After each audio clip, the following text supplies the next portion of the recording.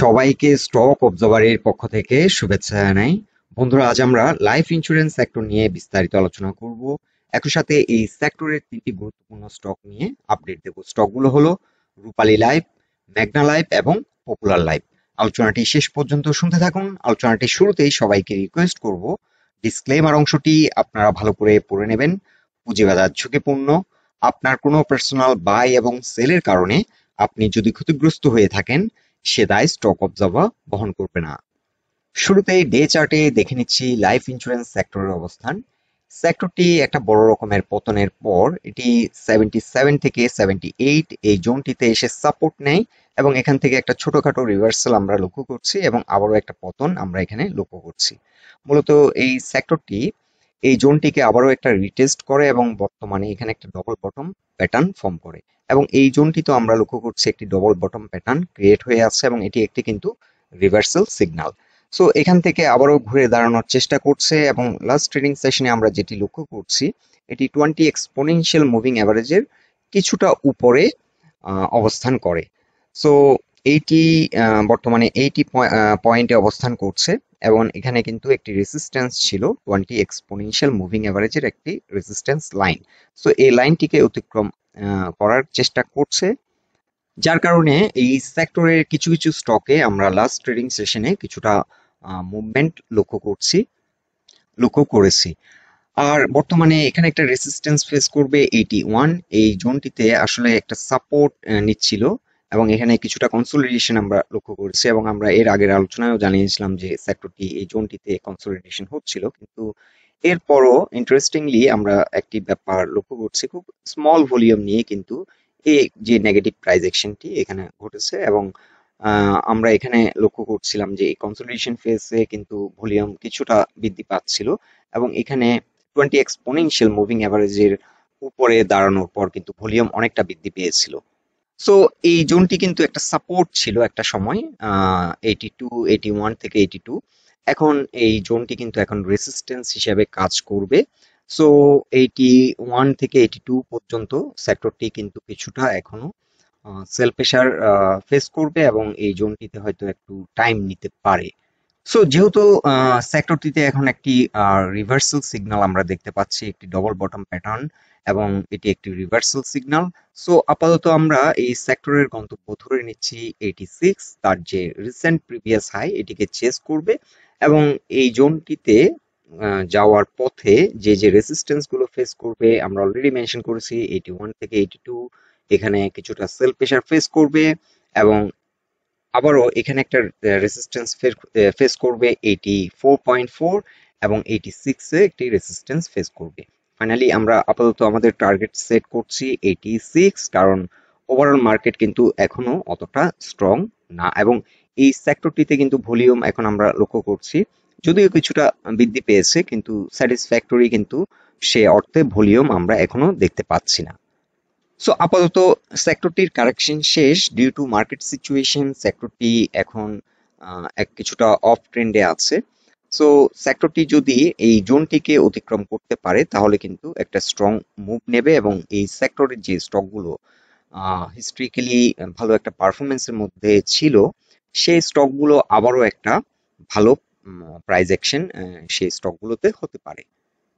So in short, strong support হচ্ছে 77 থেকে 78, আর এখানে একটা স্ট্রং রেসিস্ট্যান্স ফেস করবে 82 থেকে 83 এবং ফাইনালি 86 এ এসে আবারও একটা ভালো রকমের সেল প্রেসার ফেস করবে। এখন আমরা ডে চার্টে দেখে নিচ্ছি রূপালী লাইফ ইন্স্যুরেন্স কোম্পানি লিমিটেড এই স্টকটির অবস্থান। এই স্টকটি কিন্তু একটা হিউজ ফল আমরা দেখতে পাচ্ছি, একটা হিউজ পারফরমেন্সের পর, একটা হিউজ র্যালির পর কিন্তু একটা বড় রকমের পতন হয়েছে এবং এটাকে আমরা রানিং ফ্ল্যাট প্যাটার্ন বলতে পারি। এটি অলমোস্ট যে জোন থেকে র্যালি শুরু করেছিল লাস্ট টাইম, সেই জোনের কাছাকাছি কিন্তু এটি অবস্থান করছে। সো এটিকে একটা রানিং ফ্ল্যাট কারেকশন বলা যায় এবং বর্তমানে একটি ডিসেন্ডিং চ্যানেল ধরে আগাচ্ছিল। এই চ্যানেলটিকে ব্রেকআউট করাতে কিছুটা গতি পেয়েছে এবং লাস্ট ট্রেডিং সেশনে কিছুটা ভলিউম বৃদ্ধি পেয়েছে। সো এই স্টকটি কিন্তু এখন বর্তমানে 20 এক্সপোনেনশিয়াল মুভিং অ্যাভারেজে এসে একটা রেসিস্ট্যান্স ফেস করছে আর এই রেসিস্ট্যান্সটি ব্রেকআউট করে এটি কিন্তু আবারও 12-13 গিয়ে আবার একটা রেজিস্ট্যান্স ফেস করবে, এটি প্রাইস পয়েন্ট রেজিস্ট্যান্স। এবং ফাইনালি এই স্টকটির জন্য যেটা চ্যালেঞ্জিং সেটি হচ্ছে 118 থেকে 120 এই জোনটিতে কিন্তু একটা মেজর রেজিস্ট্যান্স ফেস করবে, এবং এই জোনটিকে অতিক্রম করলে এটি 50 এবং 200 এক্সপোনেনশিয়াল মুভিং অ্যাভারেজের উপরে চলে যাবে। বিশেষ করে 121-এ এটি যদি ঘুরে দাঁড়াতে পারে, স্টকটি হয়তো 160 আমরা একটা প্রজেকশন রেখেছিলাম, সেটা হয়তো হতে পারে। কিন্তু আপাতত এই জোনটিতে একটা হিউজ কনসলিডেশন কিন্তু হয়েছে, এখানে কিন্তু হিউজ মানি ফ্লো কিন্তু আমরা দেখতে পাচ্ছি। সো এই জোনটাতে কিন্তু একটা হিউজ অ্যাকুমুলেশন হয়েছে, কিন্তু তা সত্ত্বেও ইন্টারেস্টিংলি সেক্টরটি তো আমরা একই অবস্থান দেখেছি যে ভেরি স্মল ভলিউমে কিন্তু আবারও একটা নেগেটিভ প্রাইস অ্যাকশন হয়, যদিও এটি একটি স্ট্রং সাপোর্ট হিসেবে কাজ করার কথা। 11 থেকে 12 এই জোনটি কিন্তু একটি স্ট্রং সাপোর্ট হিসেবে কাজ করার কথা, কিন্তু এই সাপোর্টটি খুব স্মল ভলিউমে কিন্তু ব্রেকডাউন করেছে। সো এই ব্যাপারগুলো আসলে এখন র্যান্ডমলি ঘটে যাচ্ছে বিভিন্ন স্টকে, আমরা লক্ষ্য করছি স্মল ভলিউম নিয়ে কিন্তু অনেকটা নেগেটিভ প্রাইস অ্যাকশন হচ্ছে। যেহেতু বর্তমান মার্কেট অনেকটা নিউজ সেন্সিটিভ এবং র্যান্ডমলি অনেকগুলো ঘটনা ওয়ার্ল্ড ওয়াইড ঘটে যাচ্ছে, এটার কারণে হয়তো যারা ইনস্টিটিউশনাল ইনভেস্টর তারা হয়তো সাইড লাইনে থাকার কারণে এই ব্যাপারগুলো ঘটছে। সো এখন কিন্তু স্মল ভলিউমে কিন্তু আবার একটা হিউজ প্রাইস অ্যাকশনও হতে পারে। তবে স্টকটি মেজর যে রেজিস্ট্যান্সটি ফেস করবে সেটি হচ্ছে 119 থেকে 121 এই জোনটিতে এসে কিন্তু ভালো রকমের একটা সেল প্রেশার ফেস করবে আবার। সো এই জোনটিতে আমাদেরকে অ্যালার্ট থাকতে হবে, এখানে কিছু রেজিস্ট্যান্স ফেস করবে কিন্তু এটাকে খুব একটা শক্তিশালী রেজিস্ট্যান্স মনে করছি না বর্তমানে, কারণ এই স্টকটি কিন্তু 250 টাকারও বেশি প্রাইস অ্যাকশন করেছিল, এবং এই জোনটি কিন্তু একটা অ্যাকুমুলেশন ফেজ, এবং এখানে যে আমরা ভলিউম বার যে মানি ইনফ্লো আমরা দেখতে পাচ্ছি, এই জোনটি আসলে ডিস্ট্রিবিউশন জোন না। সো এখানে যারা কালেকশন করেছে এই জোনটিতে হয়তো তারা সবাই সেল দিতে যাবে না। সো অনেকেই এই স্টকটি নিয়ে আসলে খুব ফ্রাস্ট্রেটেড, কারণ অনেকে হয়তো হাই প্রাইস পয়েন্টে অনেকে এন্ট্রি দেওয়া আছে স্টকটি এই জোনগুলোতে 160 থেকে 180 এই জোনগুলোতে অনেকে হয়তো এন্ট্রি নিয়েছিলেন, যার কারণে এটি কিন্তু বর্তমানে একটা ম্যাক্সিমাম পেইন এই স্টকটিতে কিন্তু আছে। সো বর্তমান মার্কেট বিবেচনায় হয়তো এটি সময় লাগবে, তবে এই স্টকটি যদি 122 প্লাসে দাঁড়াতে পারে পরবর্তী প্রাইস অ্যাকশনে কিন্তু খুব একটা বেশি সময় নেবে না। এই জোনটি হচ্ছে এখন বর্তমানে চ্যালেঞ্জিং এবং এখানে কিন্তু টাইম কনজিউম করছে।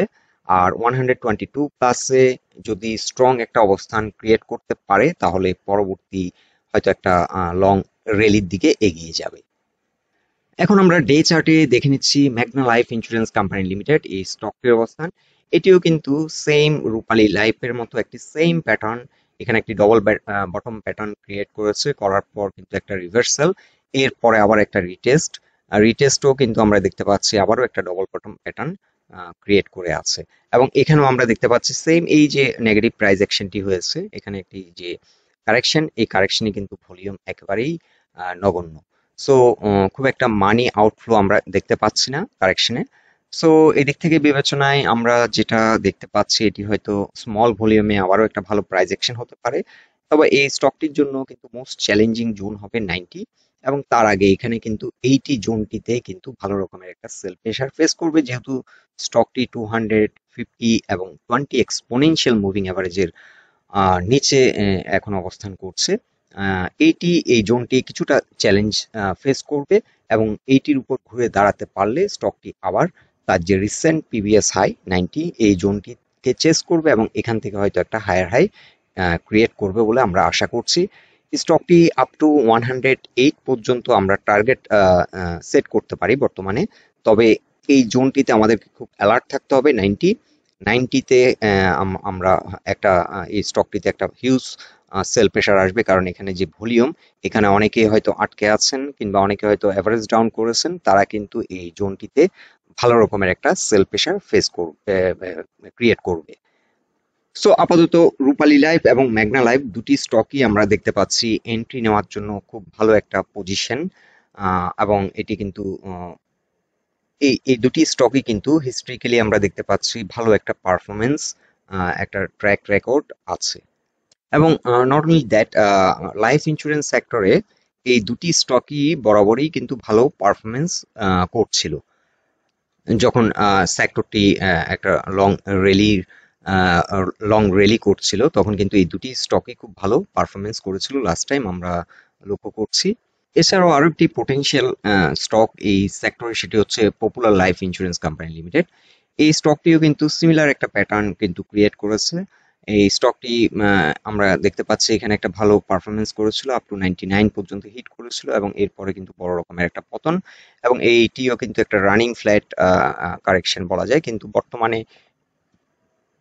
স্টকটি অলমোস্ট একটা ফ্ল্যাট কিন্তু ফ্ল্যাট কারেকশন কিন্তু করেছে, এবং এখানে কিন্তু এই স্টকটির ক্ষেত্রে আমরা লক্ষ্য করছি একটি ডাবল বটম প্যাটার্ন এখানে ক্রিয়েট করেছে। সো এই স্টকটির এখন স্ট্রং সাপোর্ট হচ্ছে 65.7। আমরা আসলে সাপোর্ট নিয়ে খুব একটা কথা বলছি না, এই স্টকগুলো কিন্তু অলমোস্ট ফ্লোর প্রাইসের কাছাকাছি অবস্থান করছে, বিশেষ করে ম্যাগনা লাইফ এবং পপুলার লাইফ। সো এই স্টকটি এখানে এখন এন্ট্রি নেওয়ার জন্য সুইটেবল একটা প্রাইস পয়েন্টে অবস্থান করছে। এই জোনটি স্ট্রং একটা ডিমান্ড জোন, এবং এখানে কিন্তু ভলিউম আমরা দেখতে পাচ্ছি খুবই, সেল প্রেশার খুবই কম, এবং এখানে কিছুটা মানি ইনফ্লো হয়েছিল।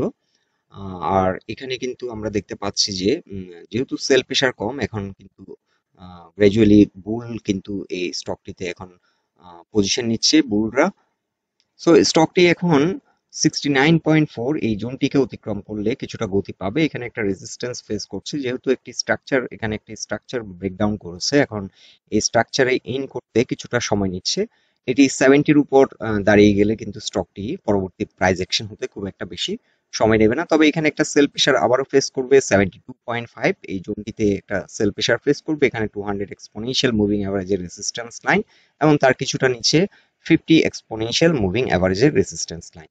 সো এই স্টকটির ক্ষেত্রে আমরা যেটা বলবো যে 76 এই স্টকটির জন্য একটি চ্যালেঞ্জিং জোন, এবং এখানে একটা ভালো রকমের সেল প্রেশার হবে। এই জোনটিকে অতিক্রম করলে স্টকটি পরবর্তী রেজিস্ট্যান্স ফেস করবে 84। আমরা আপাতত স্টকটির 84 পর্যন্ত আমরা টার্গেট সেট করতে পারি, এবং এই জোনটিতে আমাদেরকে খুব অ্যালার্ট থাকতে হবে। 76.1 এই জোনটিতে ভালো রকমের একটা সেল প্রেশার ফেস করবে। সো এই জোনটিকে অতিক্রম করলে আমরা চাইলে আবারও একটা ব্রেকআউট ট্রেড নিতে পারি, এবং পরবর্তী টার্গেট সেট করতে পারি 84 থেকে 86। এছাড়াও মার্কেট যদি এখন, মার্কেট পারফরমেন্সের উপরও নির্ভর করছে, মার্কেট যদি এখন আপাতত সাইডওয়ে মুভমেন্ট করে, তাহলে এই স্টকটি কিন্তু 65 থেকে 76 ইন বিটুইন এই জোনটিতে কিন্তু এই জোনটির মধ্যে কিন্তু ঘোরাফেরা করতে পারে। সো এই স্টকটি কিছুদিন সাইডওয়ে মুভমেন্টও থাকতে পারে। এটা কমপ্লিটলি ডিপেন্ড করছে life insurance sector as a whole কেমন পারফর্ম করছে। লাইফ ইন্স্যুরেন্স সেক্টর যদি একটা আবার নতুন করে একটা ইম্পালসিভ মুভ দেয় এবং একটা র্যালি করে, তাহলে কিন্তু হয়তো এটি ব্রেকআউট করে একটা র্যালির দিকে এগিয়ে যাবে, আদারওয়াইজ স্টকটি হয়তো কিছুদিন সাইডওয়ে মুভমেন্ট করতে পারে। সো বন্ধুরা, লাইফ ইন্স্যুরেন্স সেক্টর এবং এই সেক্টরের তিনটি গুরুত্বপূর্ণ স্টক নিয়ে এটাই ছিল আমাদের অবজারভেশন। আলোচনাটি যদি ভালো লেগে থাকে তাহলে পোস্টটিকে অবশ্যই লাইক দেবেন, আর আমাদের সাথে থাকার জন্য আপনাদের অসংখ্য ধন্যবাদ।